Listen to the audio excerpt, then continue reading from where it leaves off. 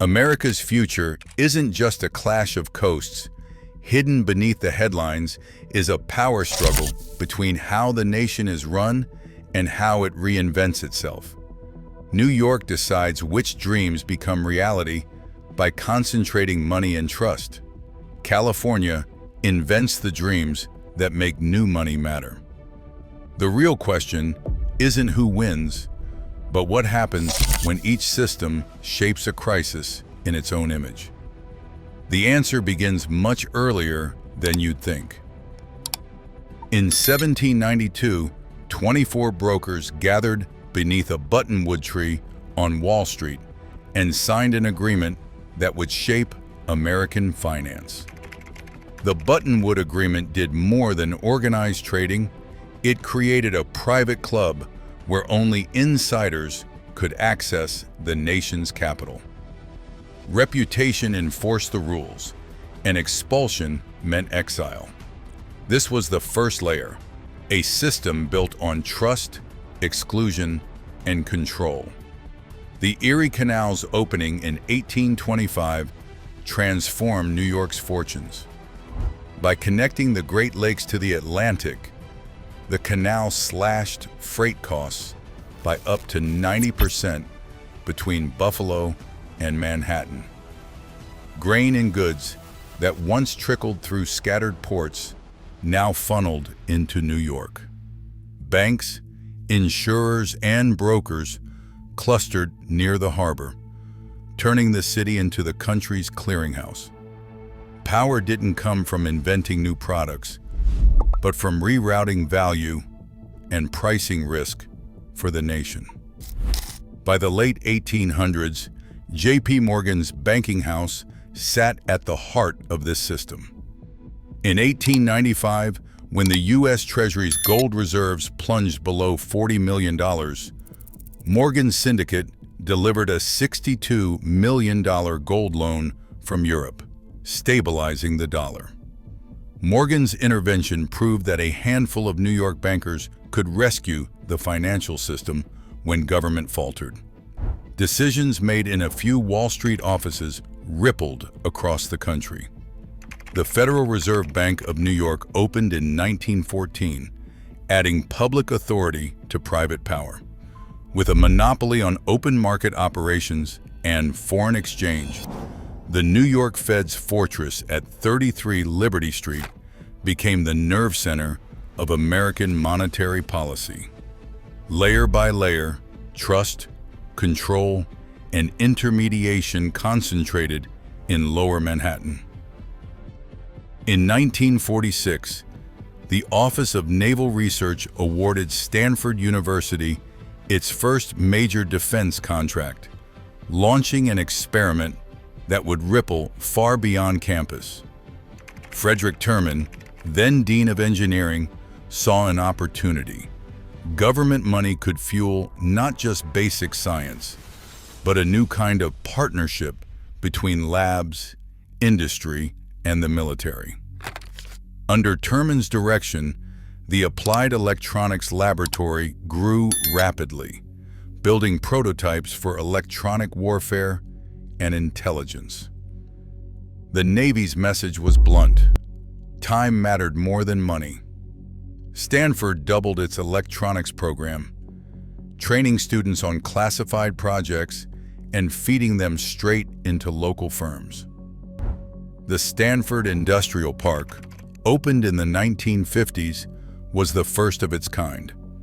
The university leased land to startups and established companies, drawing Lockheed's missile division and soon after, William Shockley's semiconductor lab. Shockley brought together a group of young physicists and engineers, but his management style drove 8 of them to break away in 1957. They became known as the Traitorous Eight.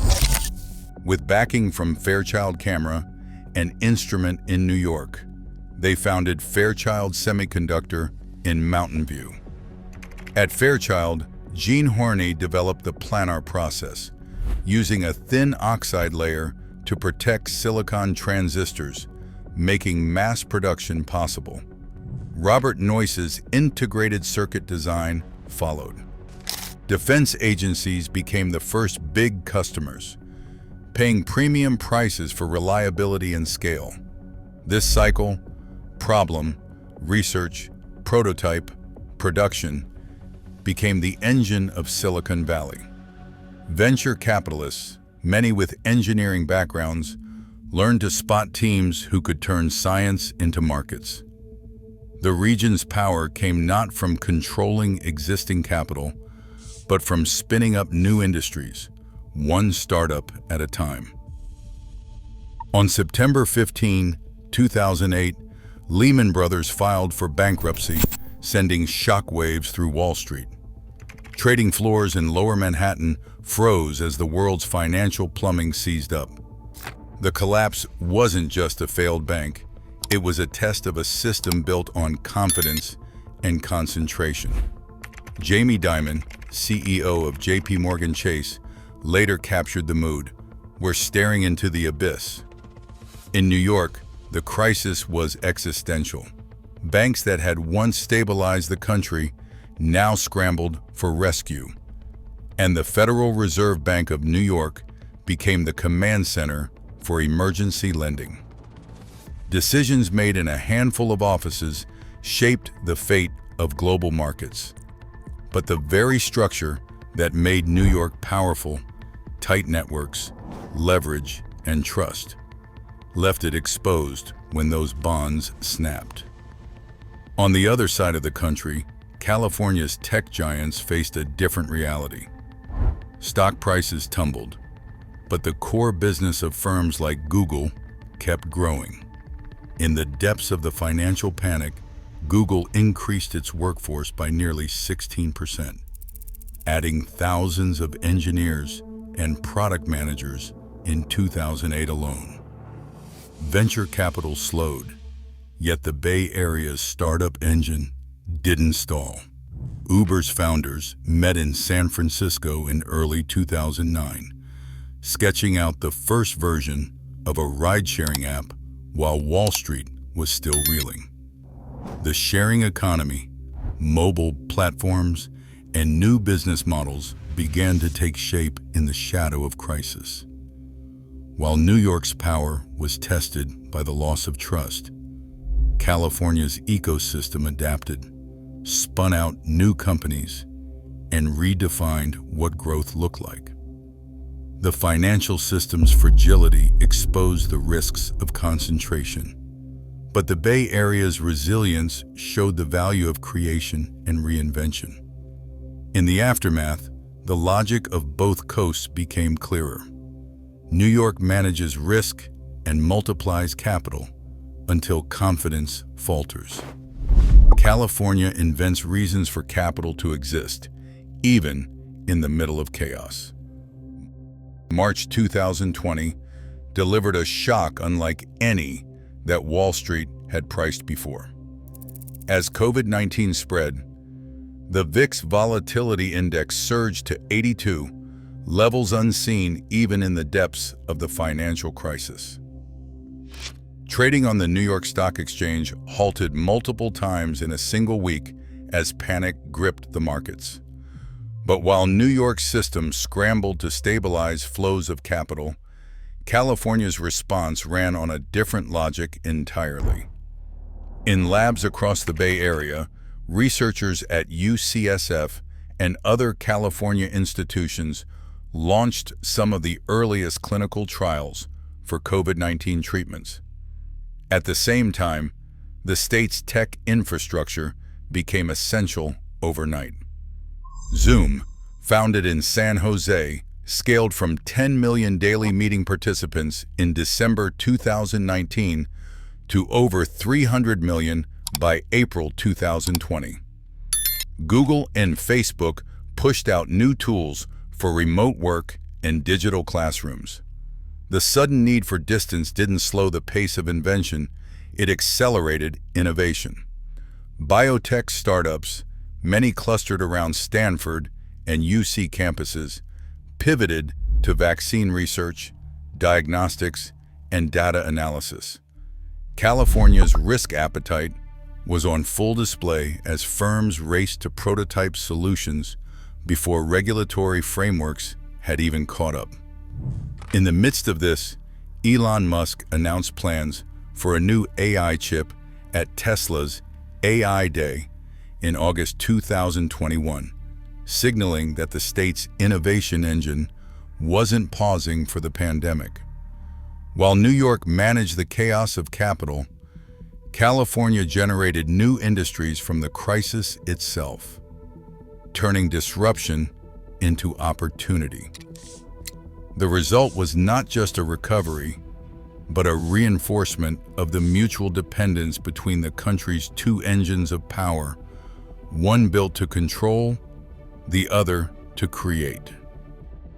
In the summer of 2023, a single quarter saw NVIDIA's data center revenue, driven by demand for AI chips, hit $10.3 billion, more than doubling year over year.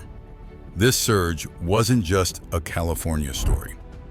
The technology behind it was born in Santa Clara, but the value was set by global capital flowing through New York's markets. OpenAI, based in San Francisco, released GPT-4 in March, sparking a rush for computing power and investment. Amazon committed up to $4 billion to Anthropic, another Bay Area AI firm, while Wall Street raced to price these bets, feeding a cycle of speculation and scale. Meanwhile, Stanford's computer science department graduated nearly 70 PhDs, many specializing in machine learning, fresh talent for the next wave of startups. The AI boom revealed a live circuit. California invents, New York amplifies. Neither can operate at scale without the other. Three futures stand before the country. In one, California's creation engine takes the lead. Federal R&D budgets tilt west, with over $50 billion a year flowing into labs, startups, and universities. New industries stay private longer, using late-stage venture funds and alternative capital, while policy debates increasingly revolve around AI, biotech, and climate tech. In another, turbulence or crisis triggers a surge into safe assets, with capital flight reinforcing New York's grip. The machinery of the Fed and Wall Street expands, and regulatory power tightens around innovation.